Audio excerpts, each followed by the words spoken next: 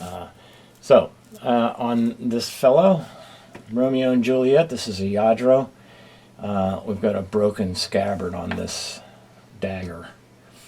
And the missing piece is roughly, it should be up to my fingernail, my thumbnail. That's how much is missing. Probably about to there. Wait a minute. Right about to there.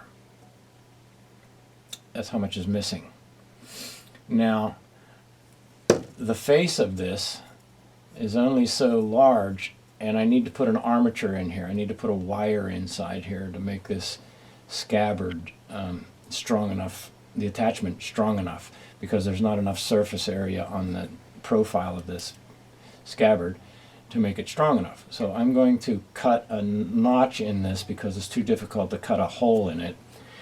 And I'll cut a notch in it with a diamond wheel, and I'll embed a piece of a metal wire in it, and I'm going to build up my armature around that. So I have a diamond saw blade in my Dremel, or my Fordham tool, and we're going to just cut a notch in this. And here we go.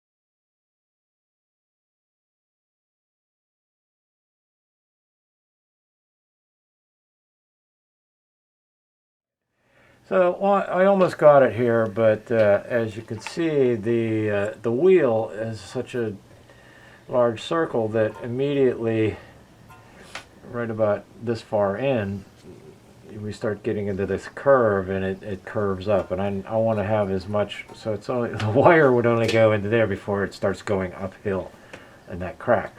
So I'm going to take this other diamond bit and level out that cut with this.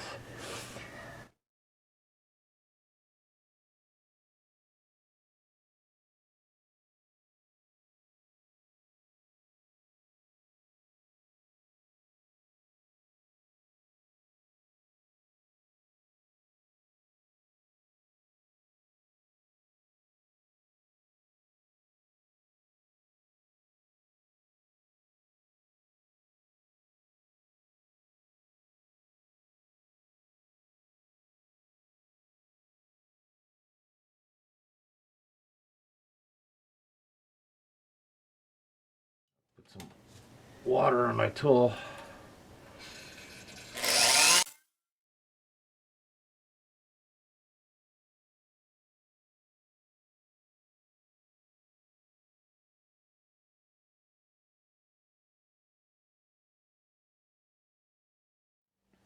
I got myself a groove cut into this with a diamond bit, and I've got a piece of wire that's a little shorter than what I need, but this is going to be my armature that'll go in here, and it'll be roughly at this orientation. So now I have some A+B putty that I will put into my groove, and then press my wire into it and smooth it over.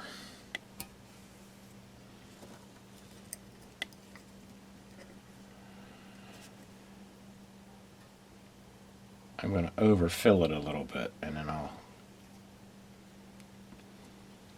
cut this down.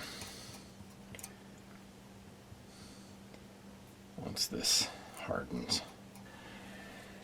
Okay, and I'll come back tomorrow and build up some A+B putty around this thing. It might take a couple days, and I'll make it bigger than I need.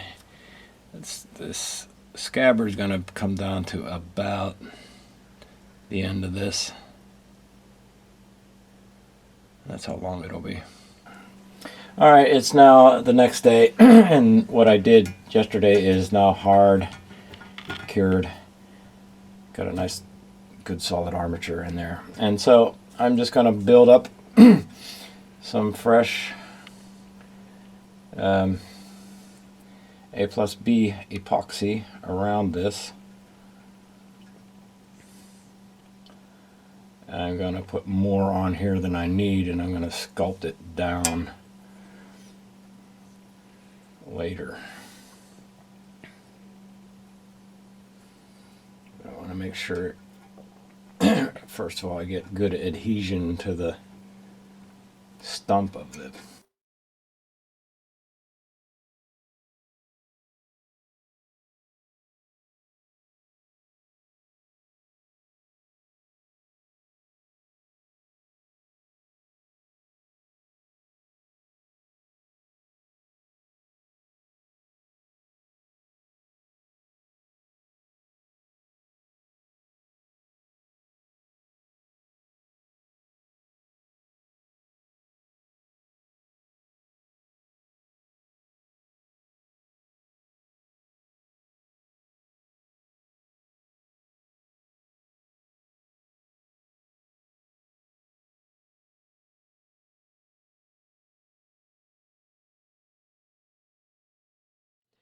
Alright, so it is now the next day. This is cured, and I'm going to need to put some more fill on it, but I want to do a little bit of shaping first. It's just easier to plane it down so that I don't have to keep adding a whole lot of stuff to this. But anyway, you get the idea. It's there's some filing here. And this file will not harm this glaze on here. It's a steel file, but on most porcelain objects it won't affect the glaze at all. It won't scratch it.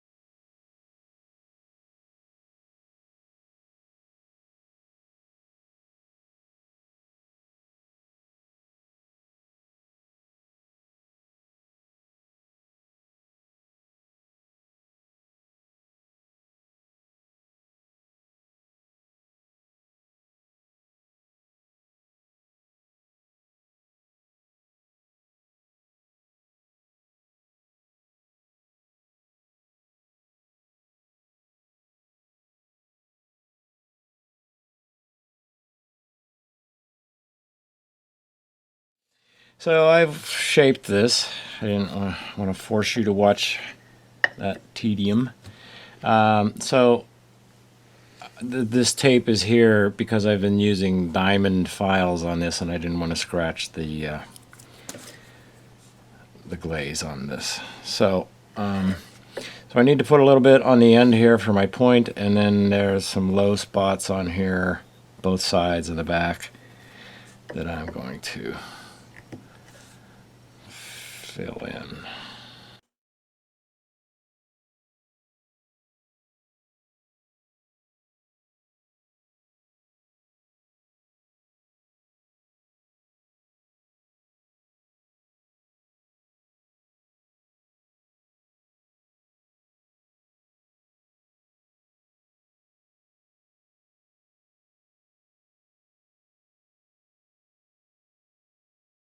Stick in place first, and then I'll shape it.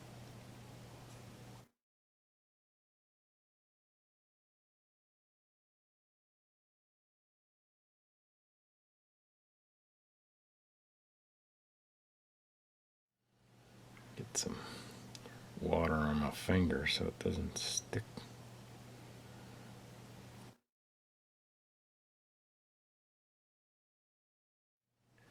I'm not trying to get the final shape, I just want to get it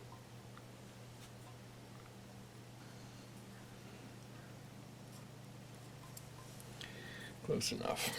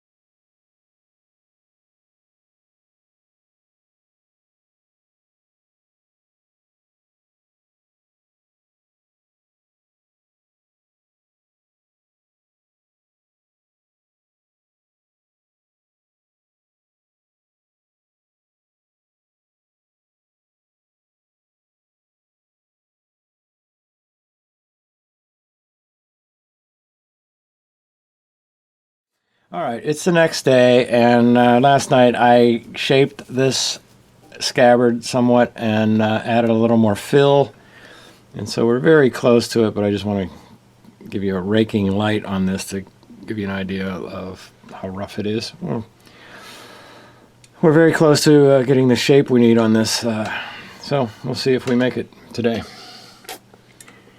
And you know, it might be possible once I shape this, there are sort of minor little imperfections in it that need a further fill, but we'll see. So here we go. So first, I want to bring in the outside line of this taper to get my angle on both sides. Get a nice straight line here.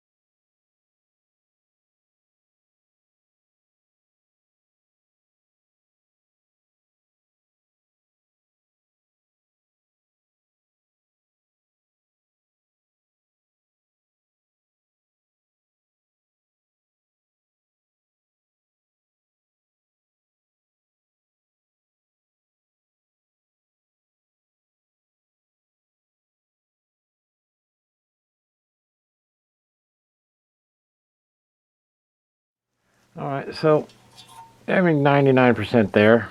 I'll just file on it for a few more minutes and get the details that worked out, but we've got our shape, and we'll start cold glazing this so we get ready to paint it.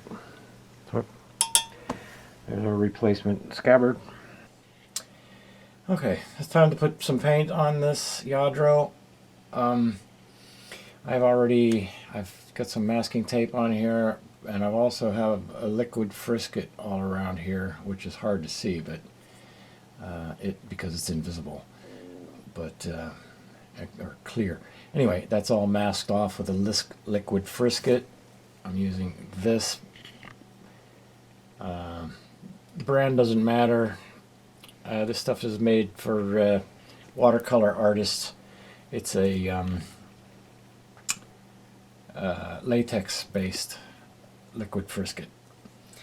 And also, I think just for a moment I'll touch on color matching. One of the methods, I'm not going to show you how to match a color here, but one of the methods is, I'm about to show you, is this is the color I need to match on the scabbard, and there's not a whole lot of room here to put a dab of paint on there and match it.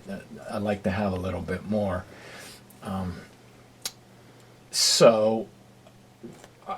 Because I would mix my color, put it on here, dab it with my finger to spread it out, and then dry it with a hair dryer, and then adjust and repeat until I get it right. But as I said, I don't have enough of this color exposed to match it.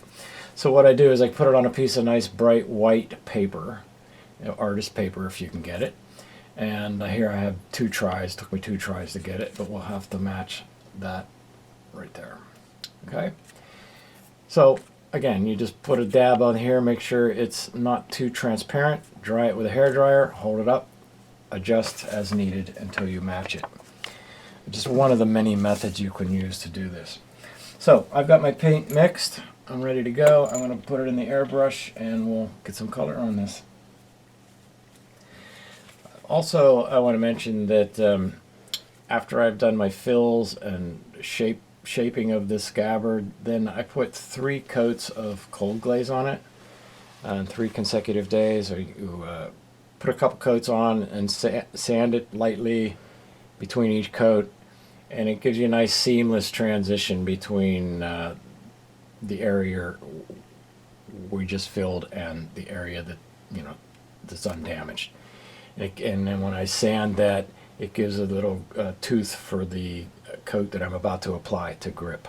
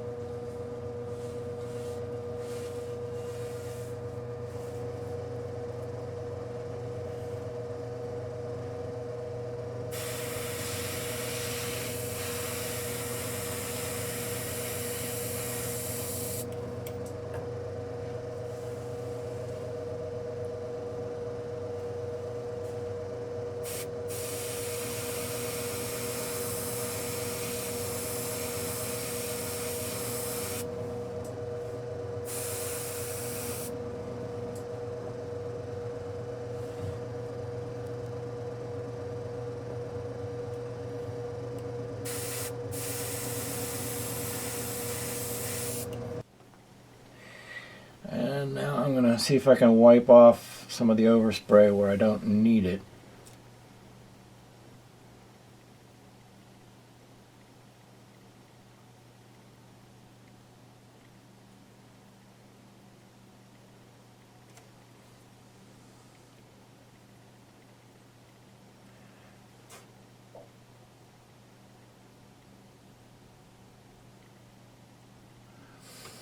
Okay.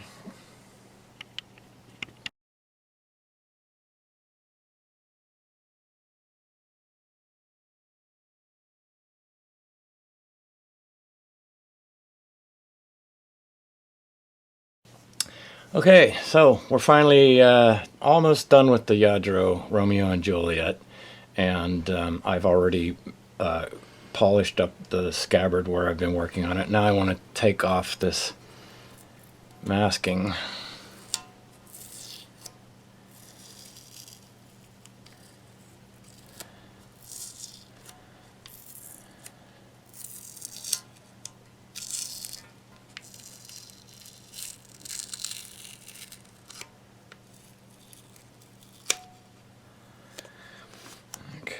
That's the tape, and now there's a liquid frisket on here, which will just rub off.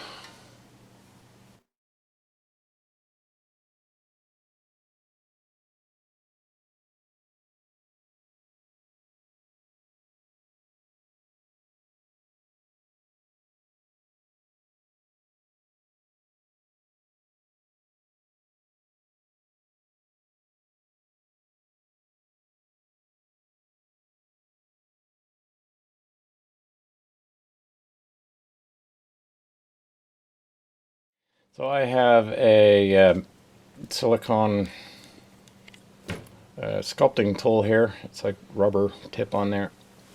It'll help me rub this masking off.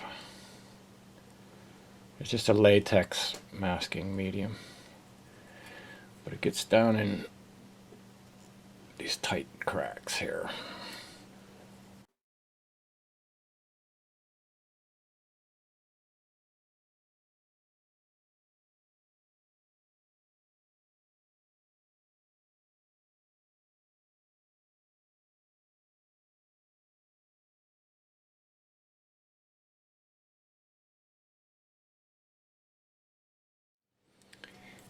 It's usually a little easier to get off, but I have cold glaze on top of it, so it's a little stiffer.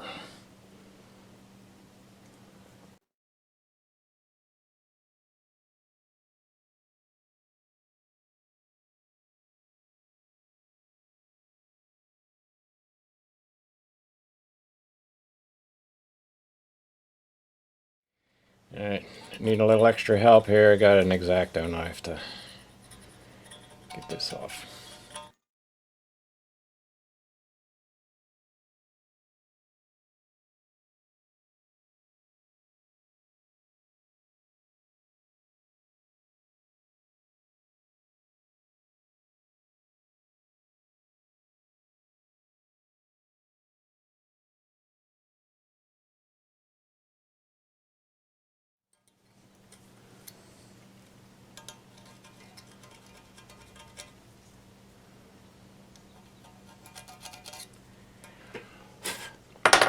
Okay, there it is.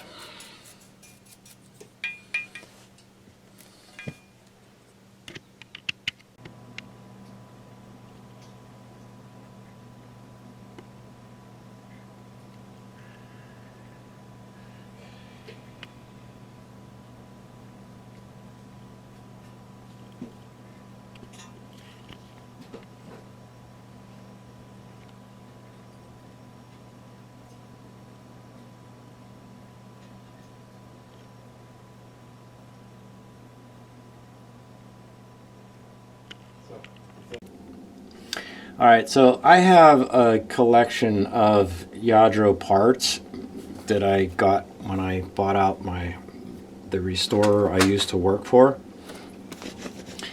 And so we need to find the flower, see if I have the flower that we need to put into Romeo's hand. It's an old-fashioned rose. Oh, there it is. Right there. It's my tweezers.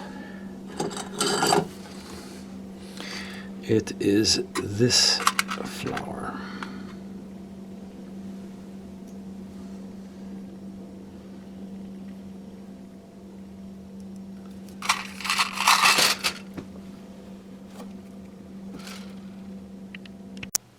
Okay, so now I need to adhere the rose in place. It's so easy to break something at this point.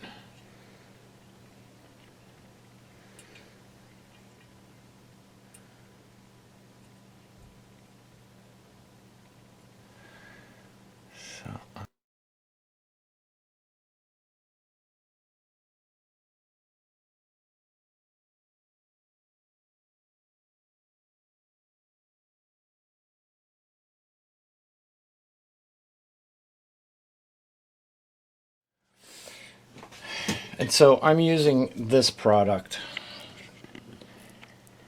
to hold this flower in place. Normally, Lladro uses epoxy and just a dab of it, but the problem with that is over time it'll amber, it'll turn brown on you, and that just looks terrible. So I'm using this for two reasons. One is it doesn't yellow, and the other is it's easy to take off, and it doesn't dry hard. It's sort of soft like silicone, only it's not silicone. This is made for paper people, paper crafters. So it's designed to hold paper, but in this case, it's going to provide a gentle adhesion for this flower. So it's because it's so easy to break this thing. So I want to just use this, and it's easy to undo. It won't hurt anything. And what I need to do is get a dab of it underneath the flower. I think I'll put some on the back where it's not visible.